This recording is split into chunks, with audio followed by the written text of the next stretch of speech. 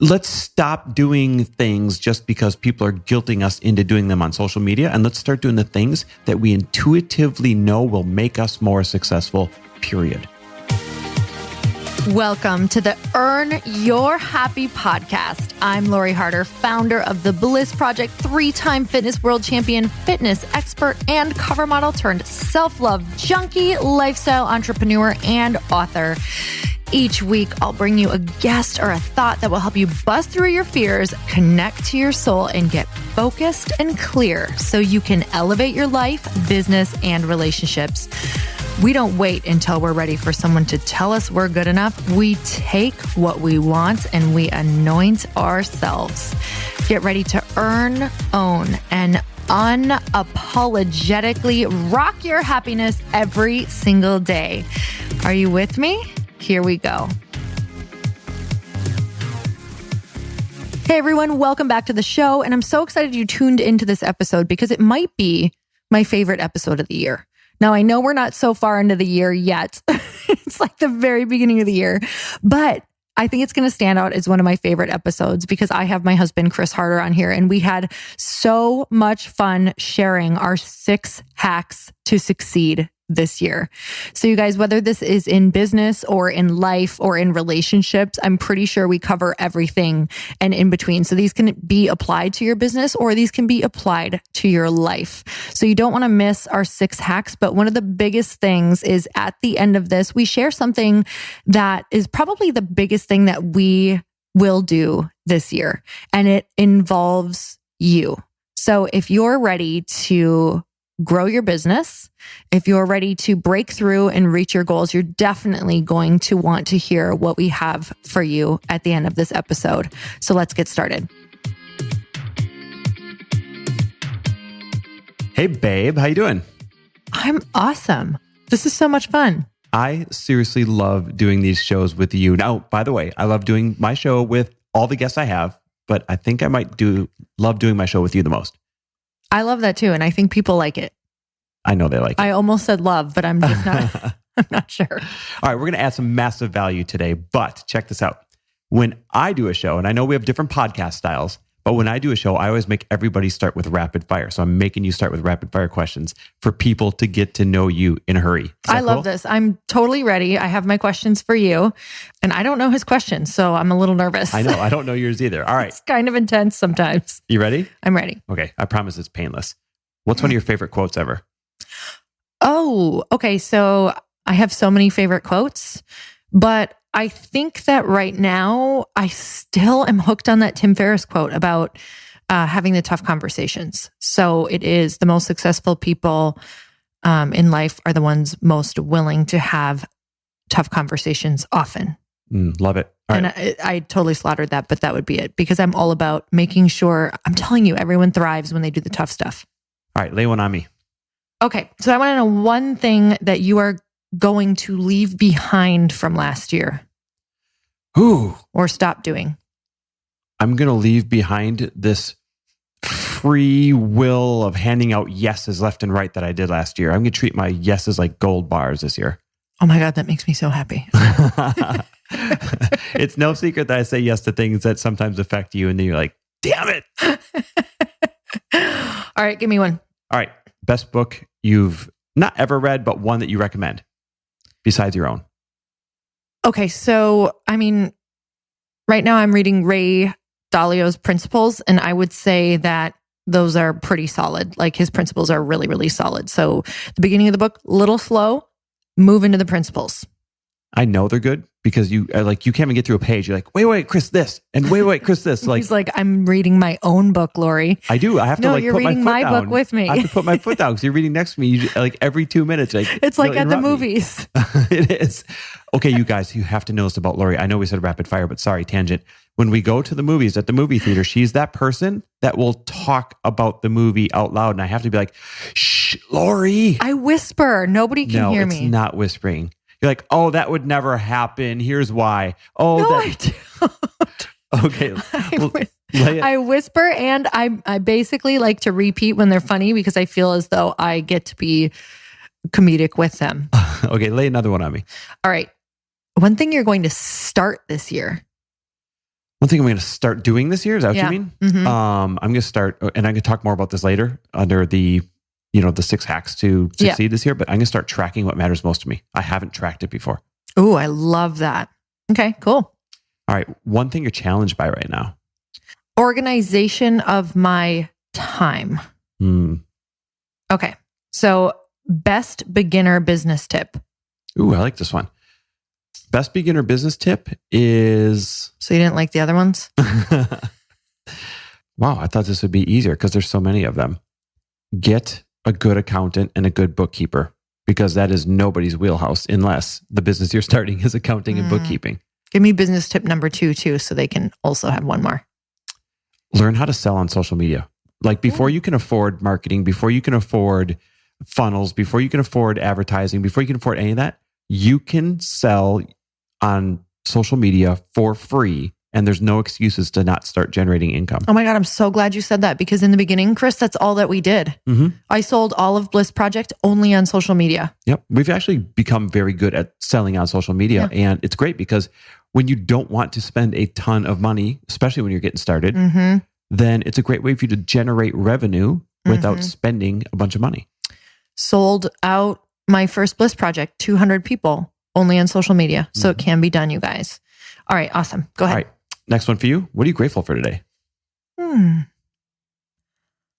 limiting me to one. Honestly, was super, super honest. I'm so grateful for you, because you have been in a place of like massive motivation, and I'm not in a super clear place, and it's pulling me into motivation and clarity. And I think that speaks so much for who we're around. So I'm most grateful for you. Oh, thank you. And I love that I can be there for you like that. Honestly, if people knew us over the past 16 years together, that's one of the things that makes us tick so well, is we are totally okay with whatever season the other person is in. And we are totally willing to step up and kind of be the opposite season while that person figures out what they got to do. So I love that. Oh, my turn. Okay. I know all of the ladies want to know this. What's your best relationship advice for just thriving together? Understand the difference between good naked and bad naked. What does that even mean? I totally don't even know what that means. Like, I forget what movie it was in, but they were so talking confused about the right difference now. between good naked and bad naked. What it is was that? Like sitting cross-legged at the sink, let's say, picking at something would not be good naked. That would be bad naked. All right. Okay, but I got a real one. My real one is this. I'm like all about the bad naked, so maybe I need to learn that. All right, here's a real one. Walked in on so much bad naked before. Here's I'm bright red. I think you are too. All right, no, here's a real relationship tip. Actually, that one probably is one, but here's a real one. Communicate early and often. Like, don't let that shit build up. Communicate early and often. It's better to put out a whole bunch of, little baby sparks than it is a forest fire. Yes. That would definitely be mine as well. And that's not easy. That takes time to get to by slowly, one by one. Okay. And then my very last one for you is this. What's something you've done that generous recently? Okay. So I have this new rule that is kind of like, I guess it's just been a rule, but I'm just declaring it now. I tip 30% or more, like on every single thing that I get, whether it's like basically like hair or whether it's at a coffee shop or whatever that is. Like, it's always just my 30% rule. I love my that. nickname is Big Tips. Can I start calling you Big Tips? We're never going to get through this thing and add any value, are we? All right, let's start adding some value. By the way, I love that I didn't get to ask my last question. Oh, you have another one for me? 5. I'm scared now. Okay, go for it. Best advice if you have an unsupportive spouse with your goals. Wow.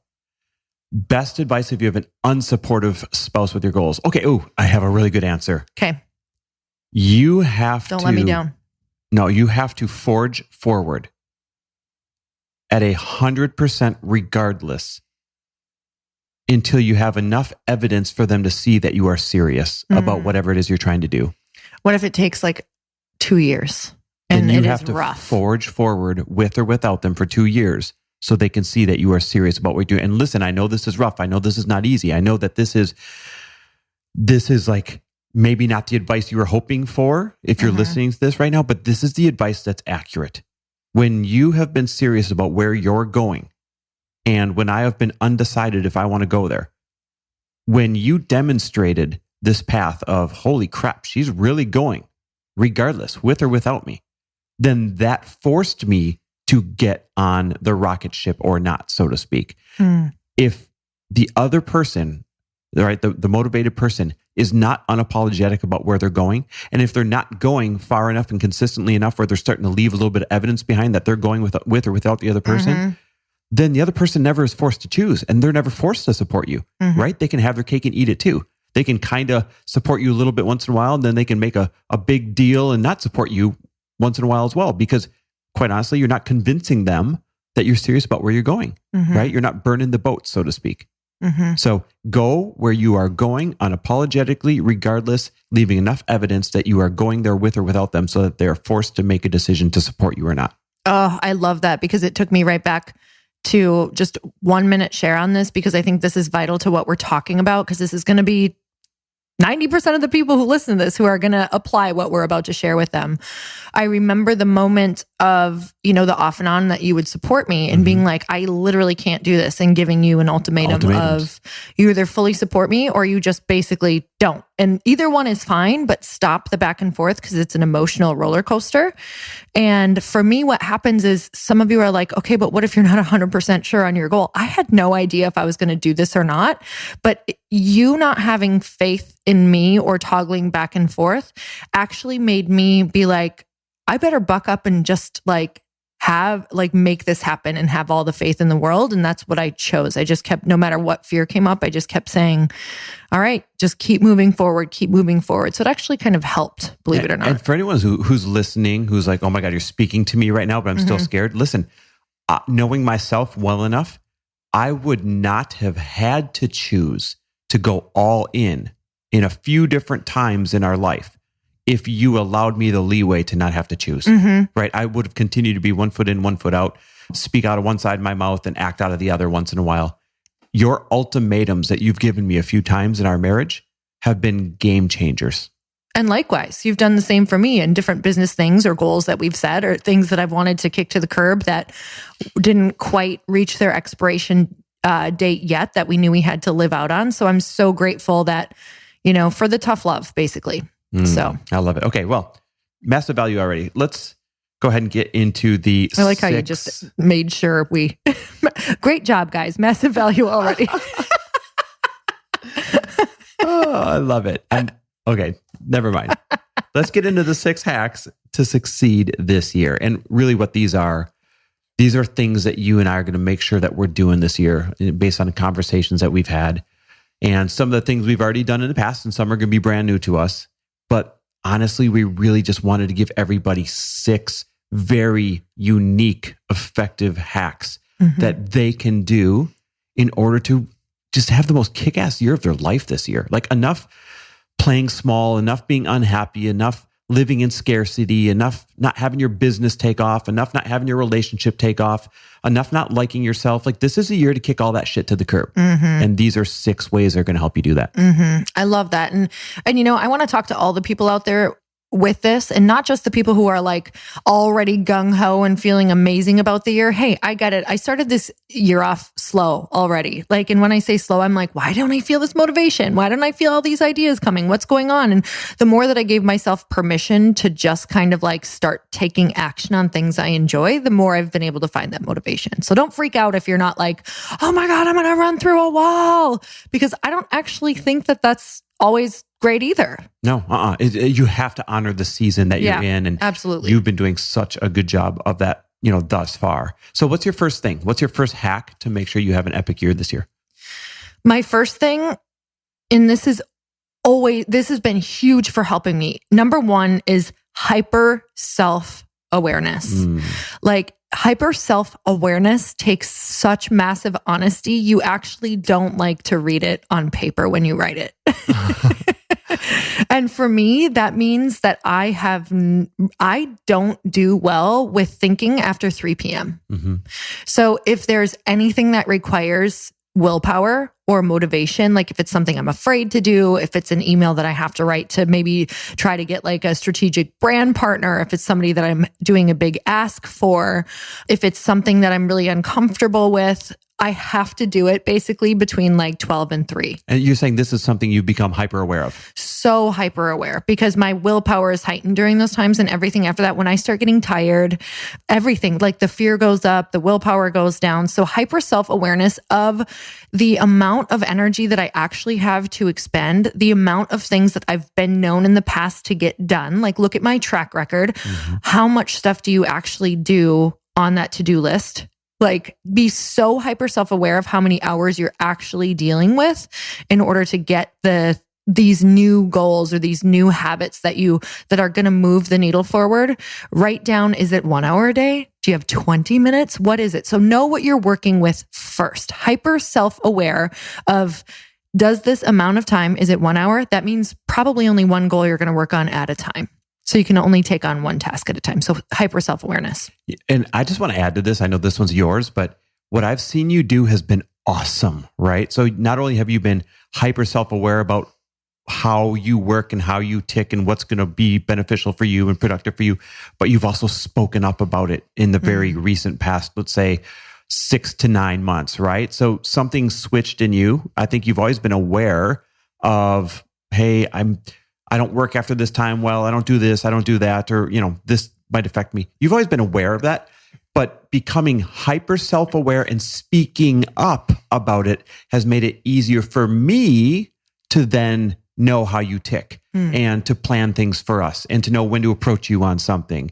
And I feel like here's the great irony of it. Other people who are not hyper self-aware of when they're going to be productive, so they just drag the whole day out. Mm-hmm. They think they're getting more done, but they're not. We're getting more done now because I know when to come to you with something, when you're going to be effective, when you're going to want to talk about it, because you've been hyper self-aware and have spoken up.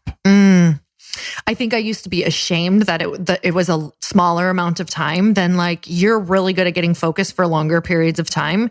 And I am not. My burnout is much quicker than you. So for me, I do better making sure that I'm recharging more, because then my amount of time, even if it's an hour or 3 hours, is actually so much more productive if I'm making sure I'm like refilling those willpower tanks as well. And I just want to say, hyper self-awareness means knowing my temptations really, really well. Yes. So hyper self-awareness is also, hey, when that food is in the house, I'm eating it, and then it's going to make me feel like total shit. Or, hey, when I have all of this around, or when these things are happening, this is when I'm tempted by whatever. And hyper self-awareness too, I just want to talk about this in relationships as well real quick, because for those of you who have any relationship goals this year, hyper self-awareness is I think so many couples forget this part, like what really makes your relationship thrive and what doesn't make your relationship thrive. I saw a quote that I loved. It was, again, something like, the most successful people just make sure they get tempted less. And I think this is so important for different couples, just as far as, even when I say tempted, like social media or different things that can start to sidetrack you. Like if you're going out for 3 or 4 girls' nights, or the guy's going out for 3 or 4 guys' nights, like that's fine if it's not causing a problem. But where are the problems in the relationship? You actually have to talk about these things before they happen. And I would even add that hyper self-awareness when it comes to relationships is when you are hyper self-aware of when you want to talk about important things and you communicate that to your partner, now your partner knows when to bring things up and when not to bring things up. Because every conversation is a conversation worth having, but not every moment is a time worth having that conversation, right? And so when you're really aware of when's a good time to approach her on this, when's a good time to approach him on this, and that's as simple as asking them, hey, when I want to talk about these types of things, what time of day, or how would you like me to ask if now is a good time to talk about these kind of things? So be aware of your partner's, what do you want to call it? Best times to have the best conversations. I'm not putting it very eloquently there, but I think people kind of get the gist of the message. I love that. I'm going to add one last thing. Hyper self-awareness, something that really changed for me the last few months, is I'm really aware that if I'm checking like social media at night or checking my messages at night before I'm going to bed, I'm more sensitive. I'm kind of like more sensitive to what's out there, to what I'm seeing, to what people are saying. So, if you're a person who's out in the social media world and you're doing business on social media, I mean, chances are you're going to get a negative message here and there. So if it's going to affect you before bed and not cause a very good day, like don't check your messages before you go to bed. I tend to turn my phone off or just ignore it. Like I give myself permission to have a great night by not checking that. I love it. Okay, Good what's stuff. yours? All right, my first one, I guess second one of this conversation would be this. Leave time for the miracles. I mean, literally build that time in. And here's where this came from. So this past year, I wore it like a badge of honor that I booked everything back to back to back to back to back. Like I am so productive, right? And the problem was this. Opportunities would show up and I could not take advantage of them because I had booked everything back to back to back to back, thinking that's how I was going to be more productive. Well, here I am like muscling my way through the year towards success instead of leaving space and leaving time for the miracles to help me get to success. And here's a very specific example. So by the way, this phrase, leave time for the miracles, came from our friend Jim Quick. He said this to me, and here's why he said it to me. He had called me. It was in the morning on like a random Wednesday. And he's like, hey, listen, I'm going to be interviewing MySpace Tom. You guys remember MySpace Tom, the founder of MySpace, like the original social media? He was going to be interviewing him, but he needed to do it on the west side of LA. So he called me in the morning. He's like, hey, any chance I can use your guys' podcast studio today? I have to interview MySpace Tom. It has to be on the west side of LA. And he has to run to the airport shortly afterwards. That's why he has to be over here. And if you allow us to use your studio, Chris, he's agreed to do a interview on your show while he's there as well. So jackpot, mega awesome person that I could interview on my podcast, total legend. And unfortunately, I was booked back to back to back to back to back that day. And so I had to say, Jim, buddy, I'm so sorry. Not only can I not help you out because I'm using the studio with guests all day, but on top of that, I missed the opportunity to interview MySpace Tom. So I kind of let a friend down a little bit. I mean, not let him down, but you know what I mean? Like I wasn't able to help them in that situation. And I missed an opportunity to get an interview that I may not be able to get on my own. Here, this person would have been in the house, in the podcast studio here. So that's just like one of a million examples where I didn't leave space for the miracles. And Jim said to me in that time, he said, it was shortly after, but he says, hey, Chris, man, he said, you've got to leave space for the miracles, both before and after each one of your episodes. He said, that's when the great conversations show up. That's when some of the bonding shows up. That's when the opportunities show up. He said, if you don't leave space, then nothing good can come fill into that space. And so this year, I am leaving space for the miracles. I'm leaving time for the miracles when I build my schedule out with intention. Yeah, I think so that's been big for me as well. I love that you point that out. And I get that sometimes you do have to, sometimes beginning a business, you do have to go back to back to back. You do. So, but I even did this though, when I used to book calls or when I used to book people. Yes, it might have been a 45-minute thing that I was booking, but I'd leave like 90 minutes because, depending on the calls, I'd give myself a little bit of room in between because number one, I think I've always kind of been a bit hyper self-aware, but number two, it always gave me a little room to extend the conversation or to ride the magic out that was happening, or maybe if a little collaboration was beginning there, I didn't have to rush off the phone or rush off of the Skype or whatever that is. And see, those were the opportunities I was missing. I would end my interviews. Now, here I am interviewing epic people, right? Yeah. That I do want to have a relationship. I would end them like this. 5 minutes to the hour. I'd be like, all right, Lori, thank you so much. Listen, I got another interview coming up. I got to go. So grateful. I'll let you know when this thing comes out. And then hang up on that one. Oh, man. And click, send on the next one and be like, hey, Lori, how's it going? I'm so excited to interview you today. I left no space. Wow, for the miracles. And so when I say leave space for the miracles, I mean, to a fault, I was back to back to back to back. And I know it cost me productivity instead of earning me productivity. It's counterintuitive to what you think. Totally. Because we don't realize it, but opportunities are always coming for us. Like they're all around us. And the perfect opportunity is always like in your space. But what happens is a lot of times, like you said, like going somewhere or meeting people or what did I share with you? The puttering. Mm-hmm. So like leaving time to like putter in between in your day, and leaving time in between if you're going to an event or whatever that is. Like you don't know what's going to happen. So just leave a little bit of padding, even if you start out with feeling rushed, but leaving 15 extra minutes of padding, even if that means just to digest your food better. Mm-hmm. And so a couple of the ways, by the way, because you asked a question, you brushed over, and I don't think I really addressed it. And what you said, well, sometimes when you're just starting a business, you have to do this, right? Back to back. Although here's what I've learned. There are way more things that everybody can be delegating. And this is not just for people with a business listening, by the way. Even like your busy mom, busy dad, anyone who wants a little more space in their life, there are way more things that you could be delegating that you're not, because you've never sat down to figure out, is this delegate worthy, right? And here's how you figure it out. It's real easy. Take your hourly wage, or take your salary divided by 2,080, which is how many hours somebody works in a year, or take your income goal divided by 2080, and that gives you your hourly value.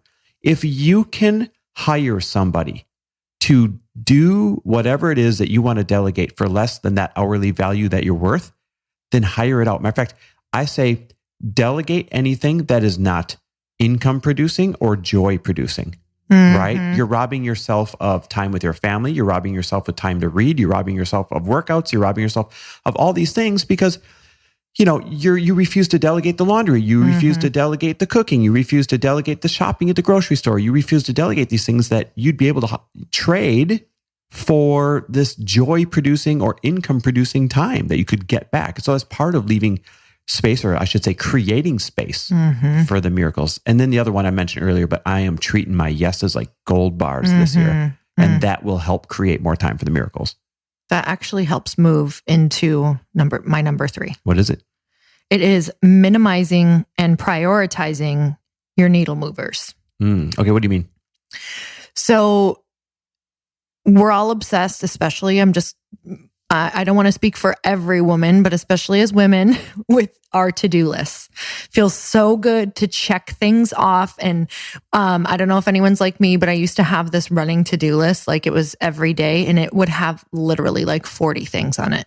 I'm not even kidding. Like it'd be right down to, oh yeah, and straighten that picture that's hanging on the wall under like these little tasks. And it would just keep rolling over every single day. And I would rewrite it every single day, like that rewrite to-do list. I don't know. For some reason, it made me feel better, but in the end, it was making me feel terrible. So minimizing and prioritizing. So this goes back to my number 1, the hyper self-awareness. Minimize your to-do list. And when I say minimize, like 1 to 3 things. If you're a beginner, you get 1 thing. That's it. I'm sorry. Let go of all of the other stuff because it's not real anyway. Like you are definitely not a new person yet. Like 2019 flipped, you're still the 2018 version of you unless you have shifted your identity through new actions. You're not yet a different person than last year. So make sure that if you're a beginner, you're just starting with 1 thing. If you've been doing this for a while, you can have like 3, but really that's like the max for me, because a needle mover is something that's going to take almost all your willpower for the day. So as I was talking about the 1 to 3 hours of willpower that you get, because I don't know too many people who actually get their most productive hours, like more than that. Some people get 4 hours. Some people maybe get 5, like max production hours. Know what can fit in there. So for me, it's like 2 to 3 things max. And if I'm being really honest, if it's big needle moving things, I really probably only get 1 a day, maybe. So minimize and prioritize. So then the prioritizing comes in where I already know my hours because of my hyper self-awareness that I've written down. So now I'm scheduling and prioritizing that thing into those hours, and I'm doing it first. So it's going to be at the front end of my, what's my word here? Most willpower time. So I'm probably going to schedule it early because I want to do the hard thing first. So if it's a more tough thing, asking, writing an email, getting really focused on something, finishing part of some copy for a sales page or your book or whatever that is, like get that stuff done early and make sure that it's prioritized. It's interesting. So I just read an article on Mark Cuban. Everyone knows who Mark Cuban is. He said, which seems like the opposite of what everybody else, including myself, advises, but it kind of made sense in a weird way. They said, what's one of your productivity hacks? And he said, when I wake up in the morning, first thing I do is I grab my phone, I open my emails while I'm still in bed. And then right away, I was like, oh, that's the opposite of what you're supposed to do. But he goes, I grab my phone, I open my emails immediately. and I respond to any emails that I think will slow me down later in the day, right? Any big things, any fires, anything that'll weigh him down. And, all of us, our intuition says, wait, you're starting out the day on a bad foot right away. But here's why he said he does it. He said, if he can get the big things out of the way, or the things that are going to weigh down his mind, if he can get those out of the way, the rest of the day, he's cleared up all of that space and energy to do the things that he really wants to accomplish the most. And by the time he was done explaining it, I actually saw why it made sense. So it's kind of what you're saying is know when you're going to be effective and get the big, scary things done first. I actually love that because you and I just took the human design test and it really talked about certain brains are like that. Like certain brains are literally like, okay. And I'm not being totally clear on this, but this is what I understood from it. It's like certain people want to get those things off their plate right away. Like it's a burning desire. So just kind of, I think it just goes back to hyper self-awareness. Like we're all built so different. So some people who are like, I remember like people were like, if you're going to be part of the successful, people, you have to be part of the 4 a.m. club or the 5 a.m. club. And some people were like that. No, I am, when I wake up that early, and I have tried it. I even did like a yoga challenge, remember in Minneapolis, where it was like 30 days. I had to get up at like 4:30 in the morning or 5 in the morning. I was like, I've never been such a raging bitch in my life. This is, I'm glad you're saying this. This is not one of our 6, but let's make this one like 3.A. Yeah. And that is, don't be afraid to just do you. Question everything, right? Yeah. I'm so tired of everyone being like, well, this person said get up at 5 a.m. to be successful. When really the way your body is made, because we're all made differently, you have to sleep till 7 or 8, or you have to get 8 or 9 hours of sleep in order to be productive. And the other person biologically just needs 5. Yeah. Right. So let's stop doing things just because people are guilting us into doing them on social media. And let's start doing the things that we intuitively know will make us more successful, period. Totally. I mean, I have a girlfriend who literally like things just kind of come to her if she's taking care of herself. It's like, oh my God, what if, and some people that's not the case at all. Some people are like, that would drive me crazy. I need to be like, doing. And this is how things come to me. And other people are like, yeah, that's not me. I can't run that fast. So here's how I'm working this. So it's different. It's literally different for everyone. Yep. All right. Should we move on number 4? Yes, please. All right. Where'd that voice come from? I don't know. By the way, Waffles is laying on my feet right now while we do this. It's the best thing ever. It's like fuzzy slippers. Like, what a great life. Could we just stop for 10 seconds of gratitude and be like, here we are in our podcast studio at home on a Sunday afternoon. I get to stare at my beautiful wife while we have an awesome conversation helping other people. And my dog is laying on my feet. Stop, go on. Okay, well, you keep that voice up. I might have to move. It's like good voice, bad voice. Yeah, well, I do all the bad voices. That goes back to bad naked, good naked. Yeah. Honey, all right, honey, that's enough. Stop, I can't unhear it. Am I sexy? I can't unhear that. Okay, so, but I just want to point out, can you please just give the tiniest little glimpse into what our life used to be like when you'd be working all the time and you'd be flying around? So you can't just say the good without saying, hey guys, this is where we used to be. It was 10 years ago, which is not a very long time at all, that I was getting up and getting on the first plane out of town and leaving you in bed still. I totally remember. Cold Midwest in winter and going to some Minnesota. Random city somewhere to shut down a bank branch, or even before the recession, just to go somewhere and have meetings also. And I felt like I would move you to a new city and be like, hey babe, go pick out a house, make a life. I got to go. Yeah. And over and over and over again. Mm-hmm.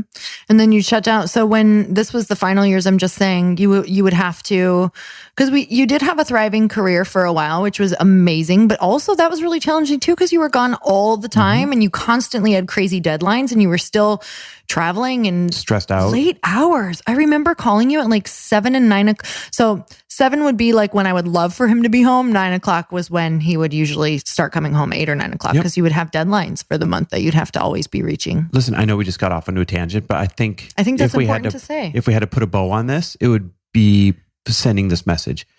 Whoever's listening, wherever you're at, if you're not quite satisfied with how life is unfolding for you right now, and this fits the theme of like having an epic year, right? The hacks have an epic year.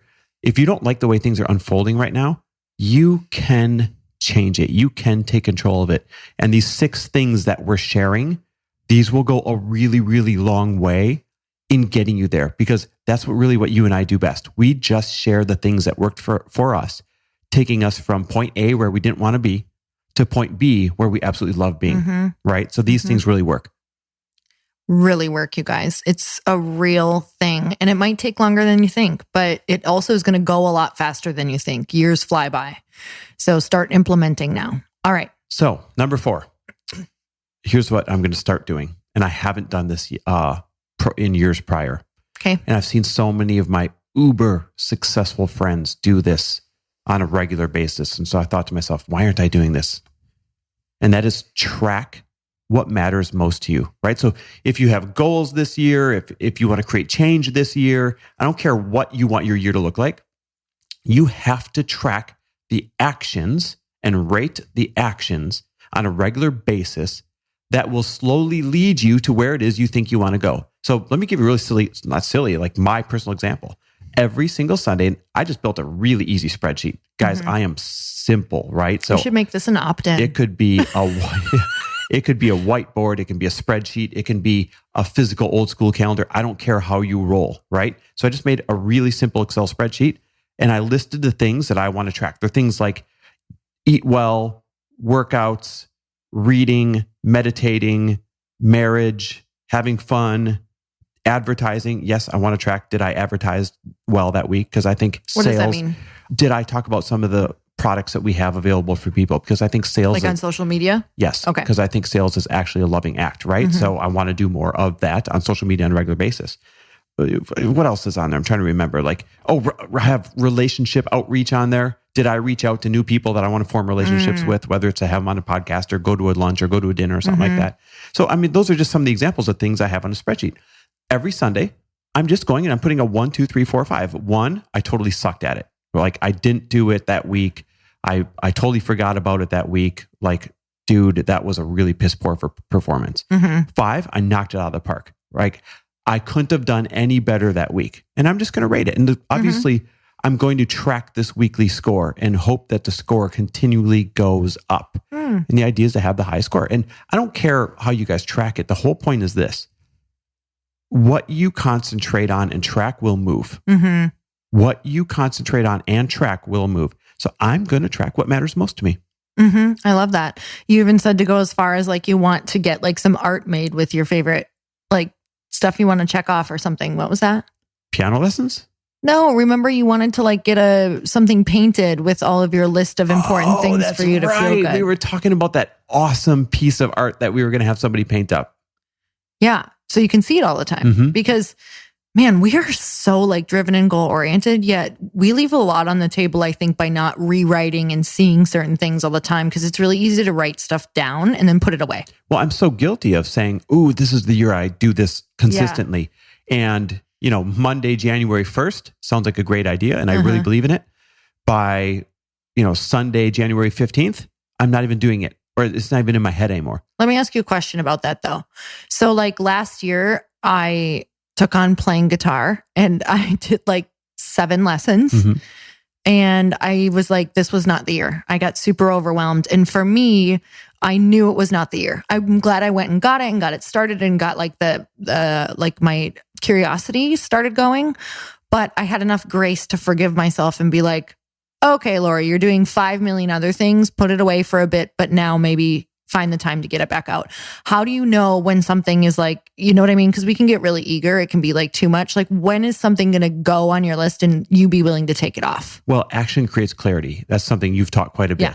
So that was an example of you put it on your list. The action was you started doing it, right? You took 7 guitar lessons. Yep. And the clarity was, do I like this? Yes. Do I have time for this year? Absolutely not. So I'm taking it off the list. Yeah. And so if you're tracking this, just to take it a step further, you would take it off of your tracker. So it's not sitting there making you feel like shit or making you feel guilty. If you make a good conscious decision that came from action equaling clarity, then it's okay to take something off of your list. I love that. But it's not okay to take something off of your list just because you said you're going to do it and you never ever tried it. I love that answer. I did the same thing with hip hop classes too. I was like, whoop, wasn't the year, but I know I like it. So, but this is the year I said I want to take piano lessons, right? I know that's not really going to happen unless I put this thing on my list and track it. It's true. And order a piano. So when we're done with this, I have to order a piano, babe. Yeah, great. We're going to have a keyboard sitting in the corner. Hopefully it gets played. Like a tickle the ivories. It's going on the list. Mark my nickname's words. Ivory. No, your nickname was Big Tips. I get 2 nicknames. I think I'll stick with Big Tips. It's okay. Ivory, Big Tips. What's number 5? What's your next one? My number 5 is to make sure I like and love myself first. Expand. To question if I'm doing things to get attention or to make other people like me or to people please or because other people are doing something, and to really make sure it's because I like me and I like what I'm doing and it makes me happy. But this is also something that I know that makes me thrive. When I am following my happiness, I make other people happy. So I'm doing more things that are giving back, such as being really excited about my podcast, wanting to find new ways to serve the community. Because when I like myself and when I am doing activities that really add to my happiness, it all overflows for me. And that's just always what it is. So when I really look at my schedule and I'm like, oh, I'm doing that because I'm worried about disappointing someone, or I'm doing that because this person just won't stop asking. Like those should not make the cut anymore because I get resentful and then I get tired. And I've done that so often. And I'm not saying they don't sneak in because they do. And sometimes they're important. And I'm not saying don't ever return the favor because those things are definitely important as well. But really looking at all of the extras that come in. So make more choices that make you happy. Yes. Yeah. You did start doing a really good job of that at the second half of last year. Oh my God, let me tell you how hard it is though. Like people are disappointed. Like they don't always write nice stuff back. No, But remember, it's not make more choices that make them happy. Yeah. It's make more choices that make you happy. I'm definitely happy when I look at my day and it's not packed out with a million appointments of people I don't actually know. Okay, so this whole thing was 6 hacks to succeed this year. Yep. How does that help you succeed doing more things that make you happy? How does it help you succeed?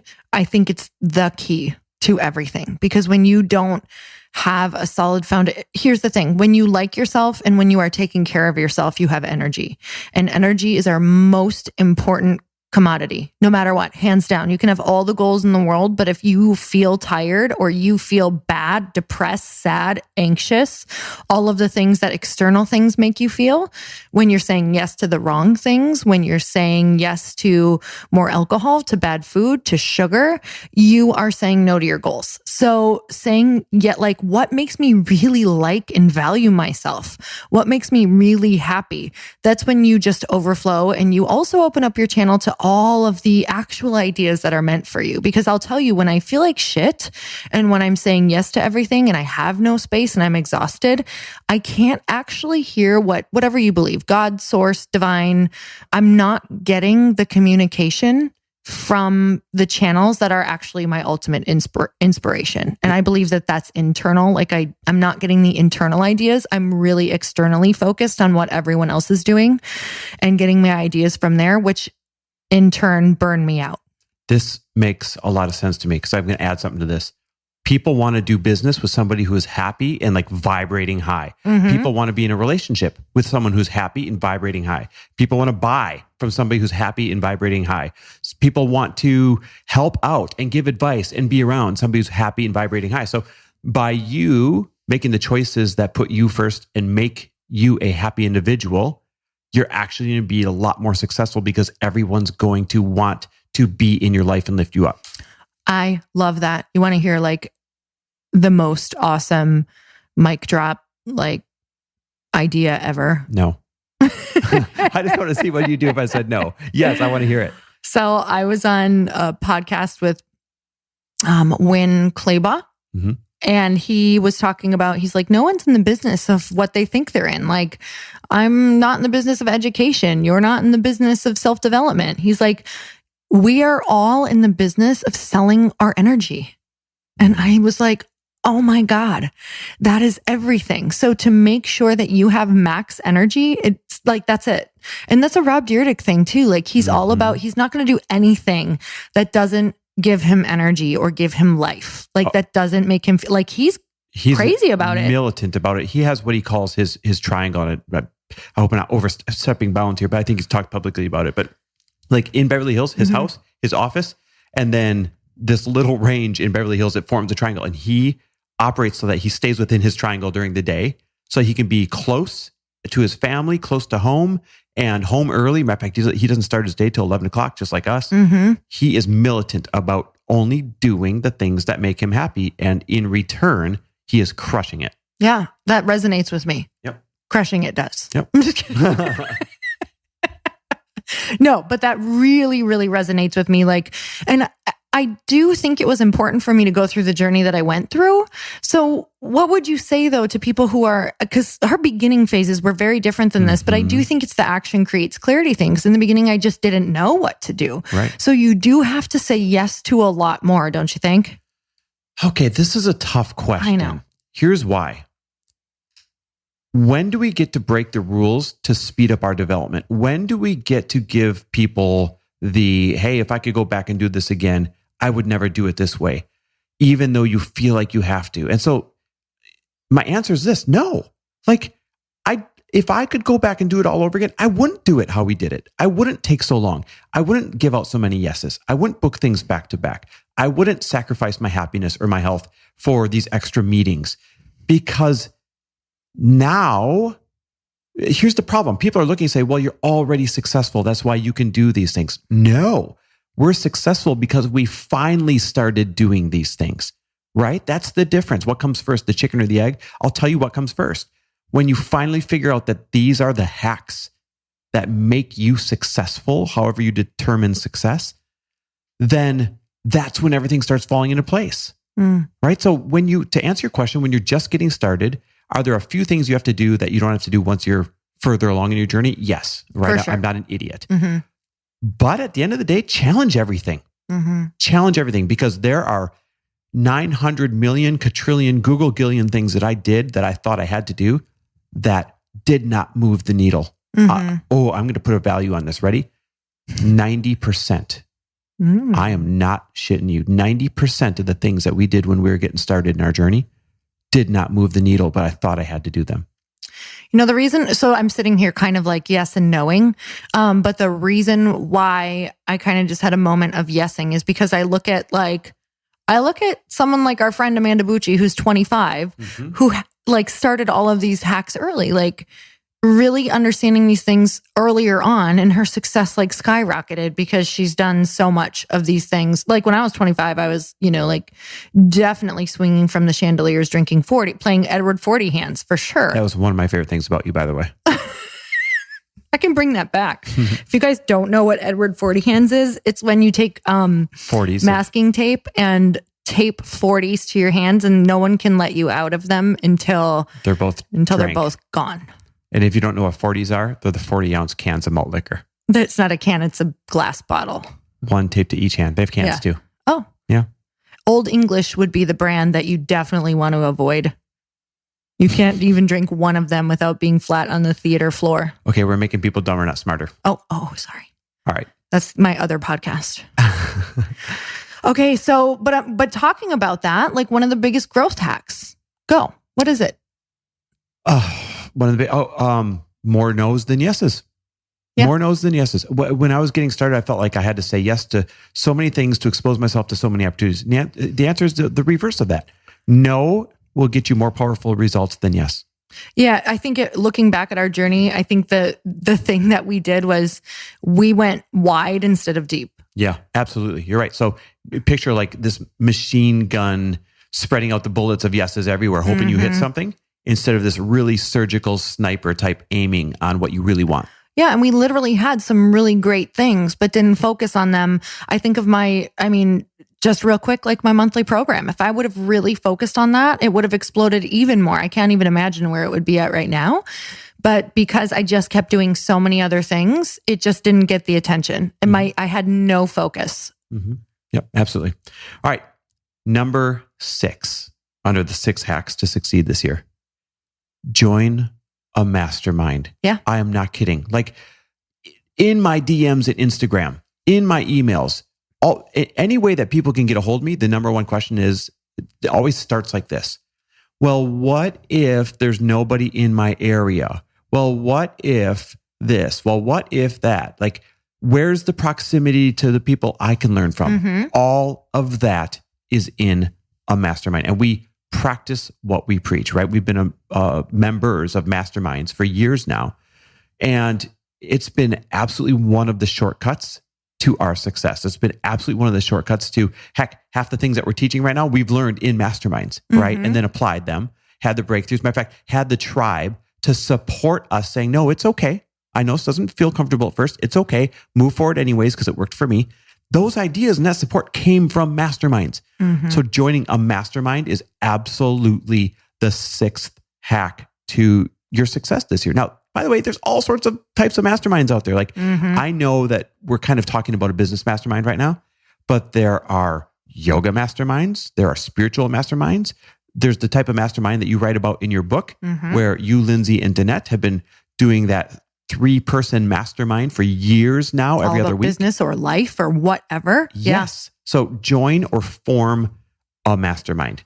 And because it means so much to us, you and I finally decided to build an entry level, an early stages mastermind for anybody that's kind of looking like, how do I get started in one? How do I find one? So here's why we, by the way, spill the beans. Yay, we built an entry level mastermind. I'm so excited. Let me just say why I'm excited is because I did one-on-one coaching for a year. I don't do it anymore because I prefer group connection, because I think that the all of the information and the keys are in groups of people. Like, I think we all unlock it together, because I've been in mastermind, as far as I can remember, like Jack Canfield's was basically a year-long mastermind. I don't want this to turn into an ad, but I'm going to turn it into an ad. And here's why. Like, this is really, remember, sales is a loving act. I agree. Right? So go to town. Here's the bottom line. If you don't have the right tribe of people to lift you up when you're trying to go chase down a goal that might be, not necessarily understood in your current tribe, then you're doomed. And if you can't form that group of people around you, the next best thing you can do is invest in that group of people. So where do you find a group of people that understand the challenges that entrepreneurs have, that understand the challenges of uber motivated people? In a mastermind. Yes. I want the keyboards that you hit the button. Like, I want to become that podcast that you hit a button and it's like, does sound effects. Oh my God. Okay. Maybe I shouldn't get this keyboard, because all of your podcast episodes in a mastermind going to have these weird 90s keyboard things or whatever. Okay. Keep going. I mean, now I even forgot what I was saying. Oh, he's mad. Okay, but I want to talk about, Chris and I literally have gotten I would say majority of our strategies from masterminding, whether it was something like what we are putting out there, or whether it was getting in a group together and having a specific set of tracks and strategies. Because what you were saying is, if you don't have the people around you who believe what you believe or where you're going, or who are going where you're going, you're not going to make it, and you aren't. And that's just one of the many challenges. Like, listen, when you've got really big goals, and I'll be honest, you're probably not listening to this podcast if you don't have really big goals, right? Yeah. So when you have really big goals, I'm speaking to you right now. One challenge of many is what you just said, finding the people that understand how you think and why you're acting the way you do, and reinforcing that. That's one challenge. Another challenge is so many people have started what I call accidental businesses. What's an accidental business? So let's say they wanted a little side hustle, make some extra money, and they're like, ooh, I could really coach on this one thing. So they start coaching on this one thing, and they make 10 grand, then they make 25 grand, then they make 50,000, then they make $75,000. And before you know it, they're like, whoa, I've got myself quite a good business here. I'm making $75,000 a year doing some coaching. Except it's an accidental business, because you never started from day one applying the foundations of a real business, right? You didn't know if you should start as an LLC or an S Corp or a C Corp. You didn't know if you should have any insurance protecting you. You didn't build a marketing plan. You haven't learned or mastered social media yet, or how to sell on social media. You don't know how to build funnels, or you don't know how to build Facebook ads. You don't know how to do all of these different things when you have what's called an accidental business. And most people, 75% of people, I kid you not, have accidental businesses. And this is a good thing, by the way. I applaud this. You realize, oh my God, I have value that I can exchange for money. And you started doing that. You started exchanging your value for money. And in return, you've got this business. Yep. Except now it's time to go back and lay down the foundation that's going to hold the house up, right? You cannot build a business on quicksand. You cannot build a business on a house of cards. And you certainly don't want to go back and build the foundation after you are way too far into this business. And so what Lori and I did is we built everything that we wished existed when we were getting started, right? So videos on exactly what to do, where to start, Zoom calls with Q&A, in-person meetings out here in LA, and we packed it into this 5-month mastermind for anybody. Now, here's really who we aim this for anybody between $50,000 and $250,000. Anyone who is making between $50,000 and $250,000, any entrepreneurs in that range, that's who we built this thing for. And it really was a component of a few things. Number one, it just didn't exist, right?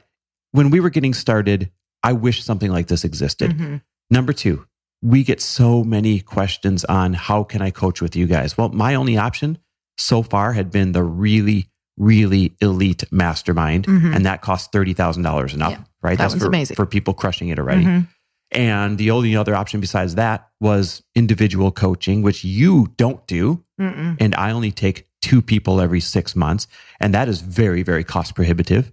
And so what's the next best way for them to coach with us? We decided to create this entry-level mastermind so that they can not only have us, but a carefully curated tribe of other business people that understand them. So I'm obsessed with it because you have your elite mastermind, which is literally mind-blowing. I get to go to the dinners. I don't necessarily go to the days. Once in a while, I get to go to the days if I have it on my calendar and I'm able to make it.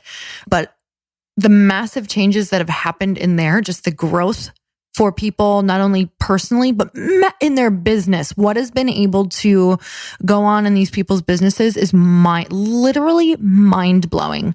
And I'll tell you that I think you are one of the best people to hold space and breathe belief and connect with people. Like, you are a networker. You go out and you find the best people and bring them in to add massive value. I mean, just being alone and booking with one of your teachers would be like the price of entry for the whole year. Well, and to speak to that, we're bringing in specific video training being made by all of our, I don't know what else to call them, celebrity entrepreneur friends, where they're saying, what I teach best is this, and I'm doing a video just for your new entry-level mastermind. So you get access to these people that we hang out with, that we get advice from, that we share ideas with in this mastermind that you would not be able to get, period. So these are all things that in the beginning, if I could have had this all put into one place, I probably would have saved 5 years or more. Yeah, because for real. There are things like this. It's going to be how to monetize an idea, how to turn an idea into a product, how to build an email list, how to create a funnel that sells for you, how to master social media and social media sales and social media growth. It'll be how to properly scale a business, what to do with your taxes, cash flow, how to keep a good set of books, and how to find the right person to keep a good set of books, Facebook ads and Instagram ads. God, what else is it going to be? Oh, sales. We teach you how to be comfortable with sales and how to sell. Yes. Because that's a big hang up for a lot of people, right? And I want to add this though. You know how even when you said it in this podcast, you're like, I think sales is a loving act. And I'm like, hell yes, amen. Let's go to town. I was not born with that belief. You guys, even 5 years ago, I was like, I'm still a little nervous, or I still feel like I'm selling. And now I'm like, no, I'm sharing me. Like, I'm actually selling what I'm good at. And this is so important because it's going to help move someone forward. I got that belief by hanging out with other people who believe the same thing. Now it's rooted in me because I know that my community feels the same way. I know it's a safe space to go and build that belief. I know it's safe to start letting that out, to trying it on, to learning how to do it, to learn how to do it even more. And that's why you have to be around other people. That's why you have to be around other people. This belief is not going to bloom in soil that is not supportive. Yeah, you're absolutely right. And so here's how we decided to package that up. Because remember, it's a sensitive time when you're an entrepreneur and you're between that $50,000 and $250,000 range. Yeah. You have very little time to sacrifice, right? You need the best lessons in the fastest way to digest them. You can't drag it out and you can't have a lot of distractions. And so we kept that in mind when we built this. I mean, when I say we built everything we wish existed when we were just getting started, we played stupid idea time and said, what if this? What if this? What if I had this? What if I had that? And we packaged it in this 5-month mastermind because 5 months is the perfect amount of time to get that fast crash course on the fundamentals that you're probably missing or wondering how other people are doing it and you're not, so that you're not dragging out these lessons over a year. You're not dragging them out over 2 years, right? You're getting it in that 5-month period, and you're doing it in the form of Zoom calls twice a month. You're doing it in the form of not 1, but 2 3-day meetings out here in Los Angeles with you, Lori, with me, with our celebrity teacher friends, with experts in each type of industry that we're trying to teach. Those are my favorite part, by the way, those in-person weekends out here with us. Can we talk about that for a minute? Yeah, go for it. Because I think it's the most important part. Because when I join masterminds, I'm not as much of an online person. So this is going to speak to both categories of people. Some people in the masterminds that we've been in the past, like thrive with the Zoom calls and with the group Facebook and all of that stuff. And while I get so much value from those things, I don't necessarily get my majority of value. My majority of value comes with the in-person stuff because I'm like, oh shit, balls on fire. I have to be ready or do this thing, this goal that I set for when I go to the in-person thing. Like I feel burning, scary accountability knowing that I have to go stand in front of the room and let them know if I reached this goal or not, depending upon how it's set up. Yeah, you know what? You are so right because there are a lot of good programs out there to learn business, right? But if I'm just being fully transparent, I am tired of the notion that you can put everybody into a closed Facebook group and do a few Zooms with some Q&A and expect them to have massive business growth because not everybody learns that way. And even if you learn during that hour, you don't go apply it, right? So you need a combination of course, that online piece. Of course. But that in-person piece where somebody physically is there holding you accountable, cracking you open, removing limiting beliefs, which is a big thing that we'll do, and then filling that space back in with the actual how-to, right? It's so different in person. That's why we actually have the 2 in-person meetings in the 5-month period, not just 1. Okay. A couple more things about that because I think in person is literally for most people, this is how we learn. Yep. That's totally how I learn is actually in person, hands-on, trying it on. And I know that there's different exercises that will be done. So for me, when I'm doing actual exercises, that's when I understand. Yep. So there's a difference between actually learning and then understanding it in yourselves because maybe you've done role play or you've practiced a script with somebody or you've actually gotten up and walked around the room and tried different things, or you've heard it, seen it, felt it in person. And I think it's so incredibly important to know that you will actually be like tangibly feeling, learning, and trying it on. Yeah.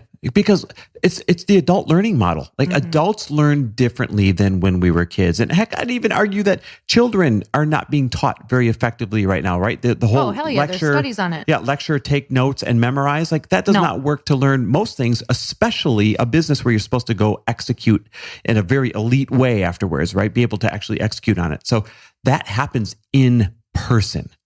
Another thing is I can say that all of our really good friends and people that we meet with all the time have come from masterminds. Yeah. Because you want to be, when I'm like, for the most part, when I'm even like on a snowboard trip or drinking champagne or like hanging out, we love what we do. So I want to also be like, yes, you can have fun, but also you have so much in common with these people because they're doing the same thing as you. So it's not just like we're like at a dinner and, you're drinking your face off and people aren't happy or they're not doing what they don't like or their relationships aren't thriving. You're not having, quality conversations. So now it's kind of like, hey, we can be friends and have these super quality conversations. That almost goes back to what I was saying in the beginning was like, join a mastermind. And one of the biggest reasons is if you live in LA here, it's pretty easy to find like-minded entrepreneur friends, right? That's why we enjoy living here. If you live in New York, it's pretty easy to find like-minded entrepreneur friends. But we've lived in many places in the country and we realize, and we hear this a lot from people who listen to the shows, it's not always easy to find people in your local area that understand your style and desire to do business. And so to find that tribe, you have to go where that tribe is literally carefully curated and put together, or you won't find those like-minded people. It's like finding a needle in a haystack. This is the shortcut to finding them. And honestly, when we were in Minnesota or Wisconsin, events were what kept us going. Yep. It's what lit us on fire, and it's what kept us going. Because all of a sudden you walk into a room of people who think exactly like you, except mostly they think bigger. So it's the first time that you're like, what? This is acceptable, and they're thinking bigger, and they're loving their life more. This is out of control. And if you don't know that exists, you're only going to go with what you see. I know. And the accountability piece. Yeah. You don't walk into that room of people that crack you open and make you think bigger. You don't walk into that room without doing what you said you're going to do since the last meeting. Yeah. That accountability piece is so powerful because entrepreneurship can be a lonely sport. Oh, it's very easy to take the shortcuts and not do what you need to do and not do the scary stuff when you're sitting alone by yourself in a family room or some kind of rent to office. Cry a lot. I cried so much, and I like binge ate and cried and did all of the things that you do when you're alone in your house, feeling totally isolated and alone.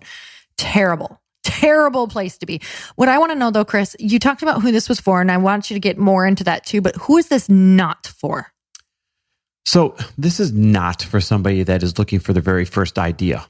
This is for anyone who is already making $50,000 to $250,000 in their entrepreneurship journey. Okay. It's a chance for them to go back and make sure they have laid down all the foundations that they might have forgotten, and then to learn all the hacks that's going to accelerate them. Yeah. This is not for someone who has not taken action in any area of their life and is like, all of a sudden, I'm going to pay this amount and take action. Yeah, no, not going to happen. This is for somebody who already has a little bit of momentum and they feel like they're stuck, a little bit of momentum and they've plateaued, a little bit of momentum and they're like, alone. And they feel alone, a little bit of momentum and they're like, wait a minute, why is that person on a rocket ship? And I feel like I'm doing the same things that I'm not.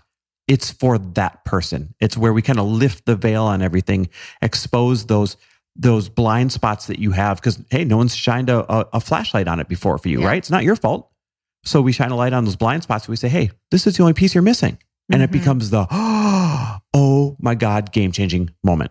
Yeah, totally. I also think this is not for the person who beats themselves up if they don't hit a goal or don't reach the goal when they get in person. It's the person who's really ready to grow and see the blind spots and have external people look at your business and be like, this is where you could do better. Yeah. And it's not for the person who is selfish with their journey. This is all about collaboration. Like half the value of a mastermind is not just all of the teaching and all the lessons and all the accountability. Half the value is that now you are in a very powerful room of other people that are good at things that you're not. So you get to collaborate, right? So you're usually one person away from your missing piece, usually one introduction away from somebody you need to meet. And that is one of the biggest, most powerful things of the right types of masterminds. I agree with that. In the right rooms, your energy output will be returned. Oh, yeah. So it's not for the person who is like coming in saying, yeah, exactly. It's an equal energy exchange. Yes, exactly. Yeah. So even in the beginning, you have to have faith that your energy will be returned. Yep. Equal energy exchange. Well, listen, everybody can go check this early stages mastermind out. We're out of our mind. Geeky, most of all, excited. I'm so excited to be in rooms with all these people and spending weekends and having amazing dinners and champagne. And if you don't drink champagne, kombucha or water or coffee, like I want to drink all of the beverages with you. Yeah. So if you've ever wanted to drink all of the beverages with Lori, this is your way to do so. I love talking about ideas in business, and I'm like obsessed. I literally just want to be in rooms with people because that is when all of the ideas explode, you guys. Yep. It's the energy. It's the collective. It's all of these people move. Why do you think they get all of those monks together just to meditate? It's because that energy actually shifts the planet. Yeah, it totally So does. when you get the same energy in one room, it's an actual vibration and thought process that you're just on a freaking roll. Mm-hmm. Yep. Amen. You could not have said it better than that. If you're ever wondering what the magic is behind a business taking off, I think it's that. The vibration of the energy, the collective. That's the magic piece behind it that you can't see, feel, or touch. No. So you guys, we are honestly, this is probably the top 3 most exciting things we'll do all year. Yep. Easily. And I'm thrilled about it because I finally get to really tangibly help the exact audience that I want to be helping. And I'm so thrilled. So where can they go? All right. Go check out all the details at fastfoundations.com. I mean, this is literally what it sounds like. We're going to give you all the foundations that'll make you stable and then scale quickly in a very quick way. So fastfoundations.com. All the information is there. And I want to talk about the investment for a moment. Yep. Because this is one of the times where we said, how do we over deliver and maybe even underprice this thing a little bit so that anybody that actually wants to get in can get in? And so we created the free payment program over the 5 months. We priced it below market value compared to what all of the investment levels are with everybody else out there that offers similar masterminds, because we wanted everyone to be able to access it. And so when you go look at the program at fastfoundations.com and you're like, wait a minute, I get this private library of lessons just for this thing, and I get these live Zoom calls with them, and I get these not 1, but 2 3-day events with them where we're rolling up sleeves and working on our business for this small of an investment, it doesn't seem right. Trust me, it's right. It's the way we wanted to price this because we know what it was like getting started. We don't want you to invest in something that costs so much money that now you don't have money to scale your business, right? It does no good to get the ideas and not be able to pay to execute on the ideas. So we even took that into mind and priced it accordingly because this is the way that we want to serve. This is one of the ways that we want to give back this year. I will say for some people, depending on their price range, this might feel like a massive investment. And I want to talk to that too, because that was important for me when I first invested, because I needed something that would call me to the plate. Like that's who, so talking about number 1, have hyper self-awareness.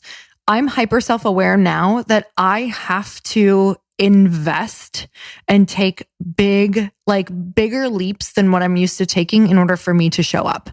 So I think that's something well, you don't show up unless you really have skin in the game. Exactly. Right? You don't show up when you're interested in something. You show up when you're committed to something. Yes. And one of the best ways, okay, so there's these pain points out there. And I love these little tangents we go off on, but you ever hear the phrase, good is the enemy of great?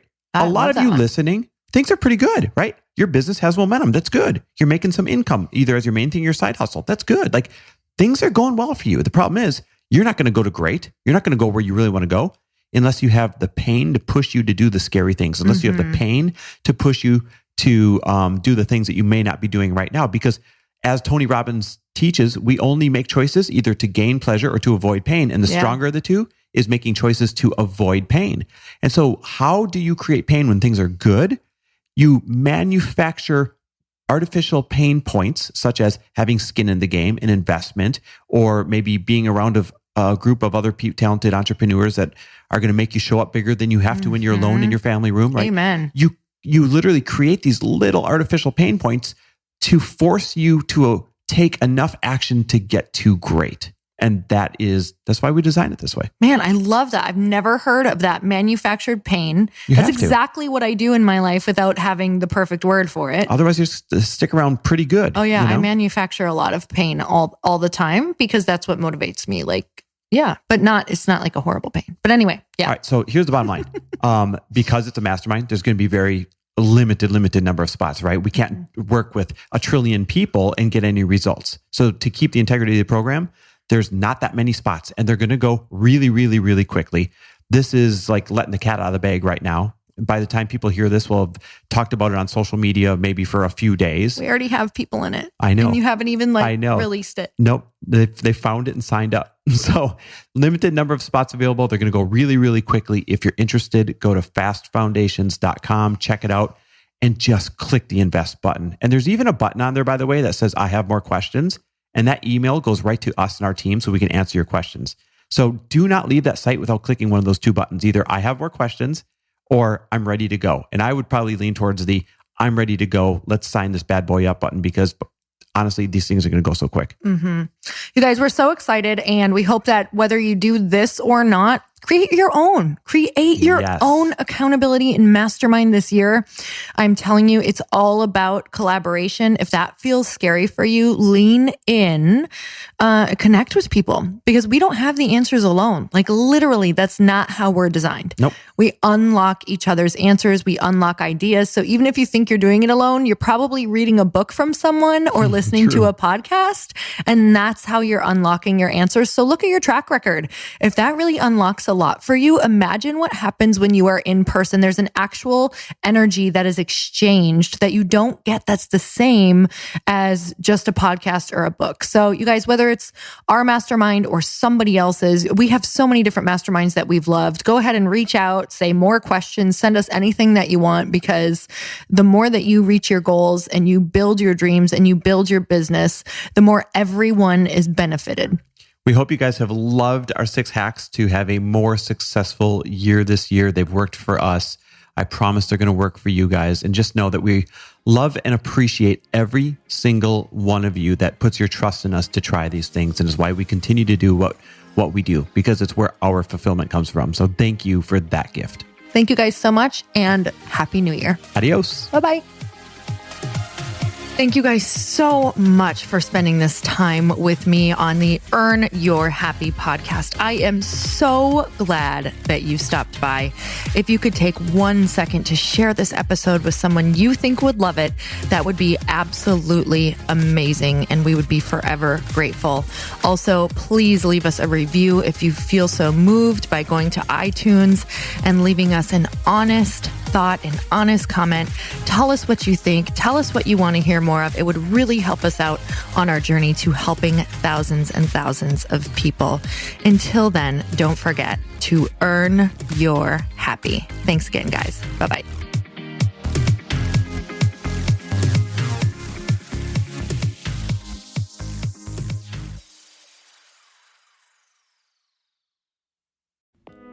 Hey all, I'm so excited to share with you, Earn Your Happy is now part of Growth Day Podcast Network.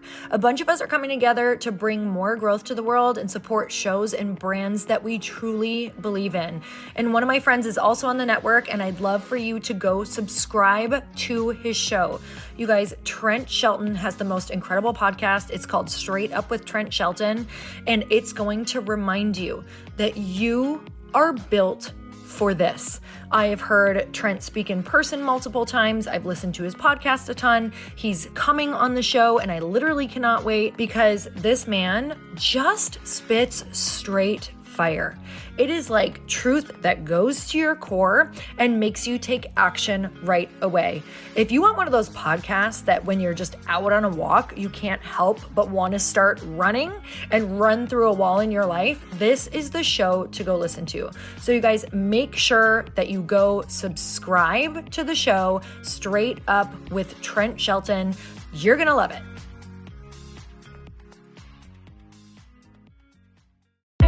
Hey, I know if you're listening to this podcast that you have big dreams and big goals. And one of the things that can really stop you is struggling with your marketing. Trust me, I have been there. Are you using 10 different systems just to build your online business? Then I want you to try Kajabi. Kajabi helps you build your web pages, set up funnels, and sell your courses, content, coaching, or communities. You've been hearing me talk a lot about funnels on this podcast and the importance of your email list. You can get a free trial at kajabi.com. That's Kajabi.com. I've talked about Kajabi before, but here's something that's super cool and new. They just rolled out an AI assistant for creating your online course curriculum. And this means you just type in a topic that you want to create on a course or webinar, and bam, it just generates a sample outline for you. It takes a ton of the hard work away. Of course, you're going to customize it to be your own, but this really helps you get over the struggle of how in the world to start, which is where most people stop. If you're like me, starting is always the hardest part, and that's what makes Kajabi so popular. They've made it easier for creators to build web pages, build courses, build coaching programs, build membership sites, build checkout pages, and build email funnels. So if you're struggling with any of those, you got to go check it out.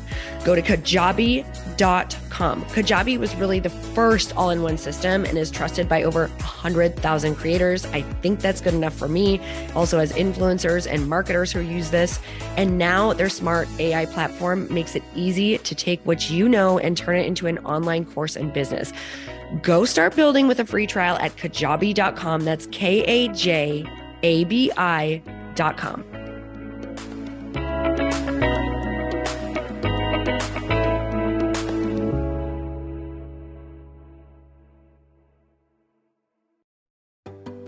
Hey, do you know what the big secret is this year? And it shouldn't be a secret because this should be your biggest focus. It is building your community. I am always working on building and nurturing my community, and everyone is talking about the power of community. Without an online community, you just cannot grow organically or create a real movement, which is what I know that we're all after. And you can build trust or monetize your audience. When you get community right, not only does your audience grow faster, but so do your sales.